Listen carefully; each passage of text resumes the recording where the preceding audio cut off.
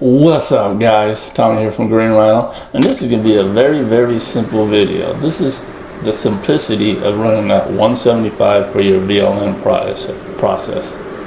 Now, the 175 is about a third of the price of a nice orbiter. So if you're just starting out and you know your budget only allows this, it's very easy once you get used to it. You know, hold it around waist level, right around there, sometimes a little lower, sometimes a little higher, depending on how tall you are. And you can literally do this with one hand. Now I'm doing this whole video with just one hand. And you can tell that, you know, tight areas up against the wall. So if you guys are having a hard time with this, then you probably have the handle either most likely too high. You're gonna fight with it, all right? I do wet the bonnet along with do a pre-spray. Okay, it rinses better.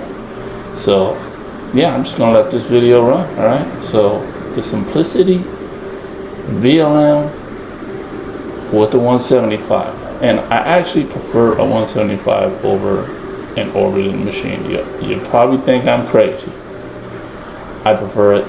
I don't know, for some reason it feels like it cleans better and faster. I could really move with one of these things, especially on a large commercial job. But yeah, check it out.